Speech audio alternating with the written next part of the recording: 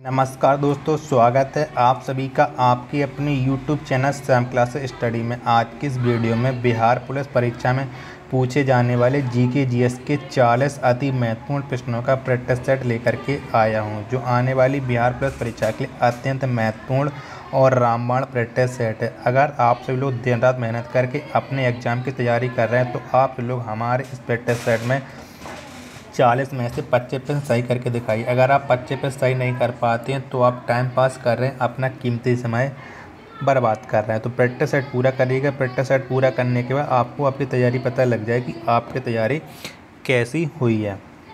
और उस practice set को पूरा करने के बाद आप अपने सभी छोटे भाइयों पर जरूर शेयर कर देना, जिससे वो भी उस प्रैक्टिस सेट को लगाएं और उन लोगों को भी अपनी तैयारी का पता लग जाए कि उनकी तैयारी बिहार पुलिस परीक्षा के लिए कैसी हुई है। प्रैक्टिस सेट पसंद आता है तो वीडियो को आप लाइक, चैनल को आपने अभी तक सब्सक्राइब नहीं किया तो चैनल को आप जरूर सब्सक्राइब कर लीजिएगा। तो चलिए शुरू करते हैं आज का अपना बिहार पुलिस परीक्षा स्पेशल जीके जीएस के 40 अति महत्वपूर्ण प्रश्नों का प्रैक्टिस सेट। तो क्वेश्चन है आपके सामने कि किस संग्रहालय में कुषाण काल की मूर्तियों का संग्रह अधिक मिलता है। तो किस संग्रहालय में मिलता है कुषाण काल की मूर्तियों का संग्रह सबसे अधिक? तो ये मिलता है मथुरा संग्रहालय में। किसमें? मथुरा संग्रहालय में सबसे अधिक मिलता है। ऑप्शन नंबर ए इसका राइट आंसर हो जाएगा। अगला प्रश्न है आपके सामने कि मौर्यों के बाद दक्षिण भारत का सबसे प्रभावशाली राज्य कौन था। तो कौन था मौर्यों के बाद दक्षिण भारत का सबसे प्रभावशाली राज्य, ये आपको बताना है। तो ये था सातवाहन। कौन सा? मौर्यों के बाद दक्षिण भारत का सबसे प्रभावशाली राज्य था सातवाहन। ऑप्शन नंबर सी इसका राइट आंसर हो जाएगा। अगला प्रश्न है आपके सामने कि इलाहाबाद की स्तंभ लेख में समुद्रगुप्त की प्रशंसा किसने की। तो किसने की थी इलाहाबाद की स्तंभ लेख में समुद्रगुप्त की प्रशंसा, ये आपको बताना है। तो समुद्रगुप्त की प्रशंसा की थी हरिशेठ ने। किसने? हरिशेठ ने की थी। ऑप्शन नंबर बी इसका राइट आंसर हो जाएगा। अगला प्रश्न है आपके सामने कि चंद्रगुप्त विक्रमादित्य के दरबार में नवरत्नों में सबसे अधिक प्रसिद्ध कौन थे। तो कौन थे चंद्रगुप्त विक्रमादित्य के दरबार में नवरत्नों में से सबसे अधिक प्रसिद्ध? तो ये थे कालिदास। कौन? कालिदास थे चंद्रगुप्त विक्रमादित्य के दरबार में नवरत्नों में से सबसे अधिक प्रसिद्ध। अगला प्रश्न है आपके सामने कि अजंता की गुफाओं में चित्र किस वंश के काल के हैं। तो किस वंश के हैं ये आपको बताना है। तो ये हैं गुप्त वंश। किसके? गुप्त वंश के चित्र हैं अजंता की गुफाओं में। ऑप्शन नंबर डी इसका राइट आंसर हो जाएगा। विश्व व्यापार संगठन का गठन किस वर्ष हुआ था। तो किस वर्ष हुआ था विश्व व्यापार संगठन का गठन, ये आपको बताना है। तो ये हुआ था 1995 का। 1995 में हुआ था विश्व व्यापार संगठन का गठन। ऑप्शन नंबर ए इसका राइट आंसर हो जाएगा। अगला प्रश्न है आपके सामने कि भारत की राष्ट्रीय आय में सर्वाधिक योगदान किस क्षेत्र का है। तो किस क्षेत्र का है भारत की राष्ट्रीय आय में सर्वाधिक योगदान, ये आपको बताना है। तो ये है तृतीय क्षेत्र। किसका? तृतीय क्षेत्र का सर्वाधिक योगदान है। ऑप्शन नंबर सी इसका राइट आंसर हो जाएगा। अगला प्रश्न है आपके सामने कौन सा उद्योग भारत को अधिकतम रोजगार प्रदान करता है। तो कौन सा उद्योग करता है भारत को अधिकतम रोजगार प्रदान? तो ये करता है कपड़ा उद्योग। कौन सा? कपड़ा उद्योग करता है अधिकतम रोजगार प्रदान। ऑप्शन नंबर ए इसका राइट आंसर हो जाएगा। विश्व का सबसे महंगा शहर कौन है। तो कौन सा है विश्व का सबसे महंगा शहर, ये आपको बताना है। तो विश्व का सबसे महंगा शहर है टोक्यो। कौन सा? टोक्यो है विश्व का सबसे महंगा शहर। ऑप्शन नंबर डी इसका राइट आंसर हो जाएगा। अगला प्रश्न है आपके सामने कि दीर्घ रेडियो तरंगें पृथ्वी की किस मंडल से परावर्तित होती हैं। तो किस मंडल से परावर्तित होती हैं दीर्घ रेडियो तरंगें? तो ये परावर्तित होती हैं आयन मंडल से। किससे? आयन मंडल से परावर्तित होती हैं दीर्घ रेडियो तरंगें। ऑप्शन नंबर सी इसका राइट आंसर हो जाएगा। अगला प्रश्न है आपके सामने कि वेनेजुएला के घास के मैदान को क्या कहा जाता है। तो क्या कहा जाता है वेनेजुएला के घास के मैदान को? तो ये कहा जाता है लानोज। कौन सा? लानोज कहा जाता है वेनेजुएला के घास के मैदान को। ऑप्शन नंबर बी इसका राइट आंसर हो जाएगा। अगला प्रश्न है आपके सामने कि 7 पहाड़ियों का नगर किसे कहा जाता है? तो किसे कहा जाता है 7 पहाड़ियों का नगर? तो ये कहा जाता है रोम को। किसे?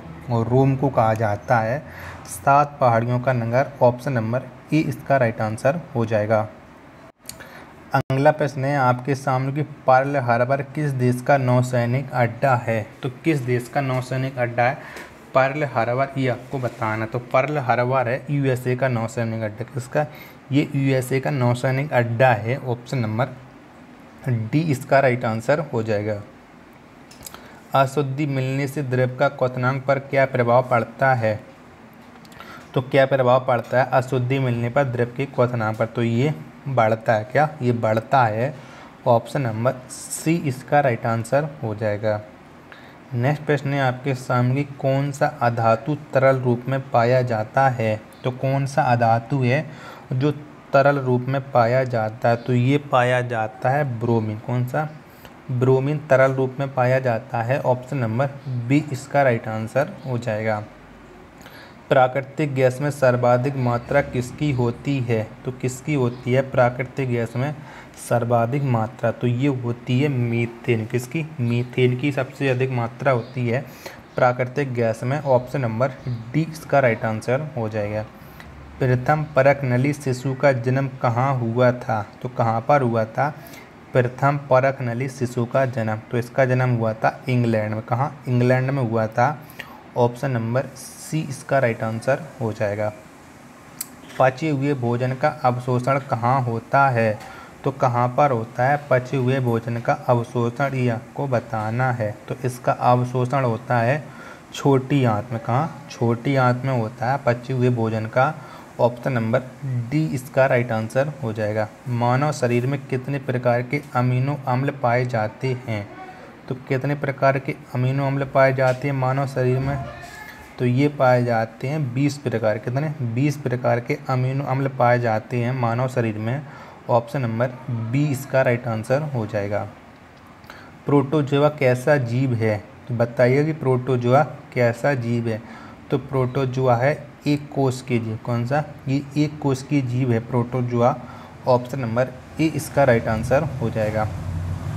भारी जल का अणु भार कितना होता है? तो कितना होता है भारी जल का अणु भार? ये आपको बताना है। तो भारी जल का अणु भार होता है 20। कितना? 20 होता है। ऑप्शन नंबर सी इसका राइट आंसर हो जाएगा। अगला प्रश्न है आपके सामने कि दल बदल विरोधी कानून कब पारित हुआ था? तो कब पारित हुआ था दल बदल विरोधी कानून? तो ये पारित हुआ था 1985 में। कब? 1985 में दल बदल विरोधी कानून पारित हुआ था। ऑप्शन नंबर डी इसका राइट आंसर हो जाएगा। नेक्स्ट प्रश्न है आपके सामने कि राष्ट्रपति पर महाभियोग की प्रक्रिया किस देश के संविधान से लिया गया है?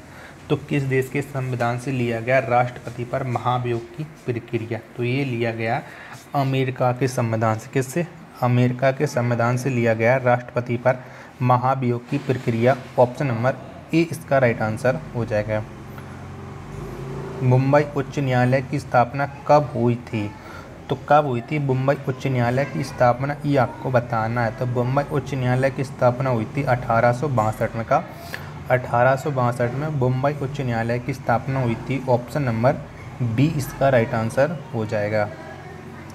अगला प्रश्न है आपके सामने कि फूलों की घाटी किस राज्य में स्थित है? तो किस राज्य में स्थित है फूलों की घाटी? ये आपको बताना है। तो फूलों की घाटी स्थित है उत्तराखंड। कहाँ? उत्तराखंड में स्थित है फूलों की घाटी। ऑप्शन नंबर ए इसका राइट आंसर हो जाएगा। ए सेकुलर एजेंडा पुस्तक के लेखक कौन है? तो कौन है ए सेकुलर एजेंडा पुस्तक के लेखक? तो इसके लेखक हैं अरुण शौरी। कौन? अरुण शौरी हैं ए सेकुलर एजेंडा पुस्तक के लेखक। ऑप्शन नंबर डी इसका राइट आंसर हो जाएगा। अगला प्रश्न है आपके सामने कि चकमा शरणार्थी का संबंध किससे है? तो किस देश के हैं चकमा शरणार्थी? ये आपको बताना है। तो चकमा शरणार्थी का संबंध है बांग्लादेश से। किससे? इनका संबंध बांग्लादेश से है। ऑप्शन नंबर ए इसका राइट आंसर हो जाएगा।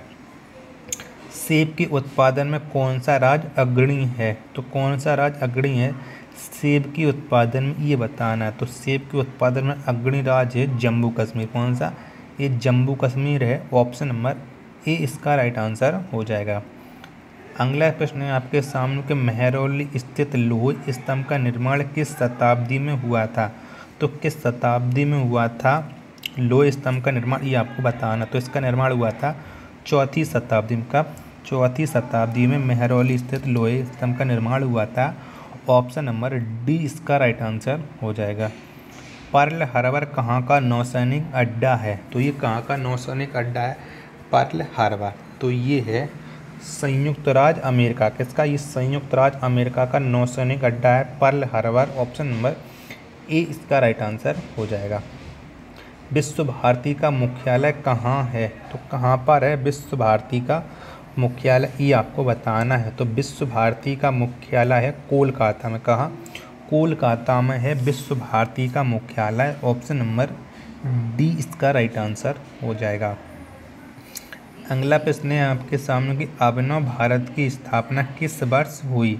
तो किस वर्ष हुई थी अभिनव भारत की स्थापना, ये आपको बताना था। तो इसकी स्थापना हुई थी 1904 में। कब? 1904 में अभिनव भारत की स्थापना हुई। ऑप्शन नंबर बी इसका राइट आंसर हो जाएगा।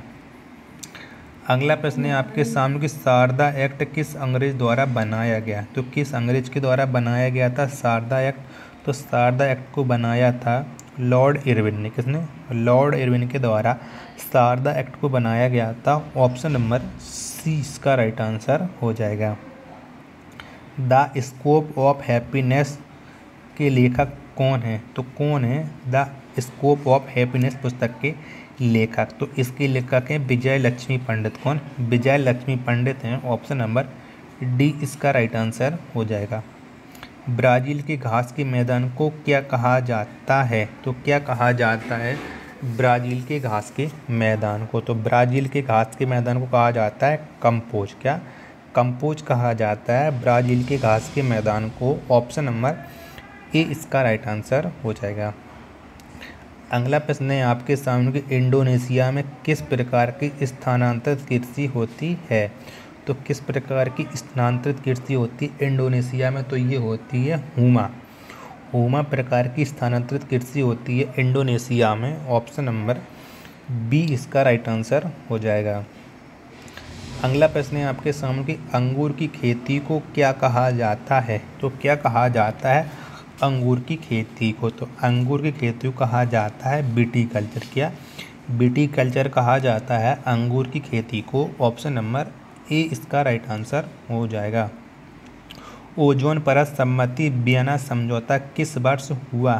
तो किस वर्ष हुआ था वियना समझौता, ये आपको बताना है। तो कब हुआ था? तो ये हुआ था 1985 में। कब? 1985 में हुआ था वियना समझौता।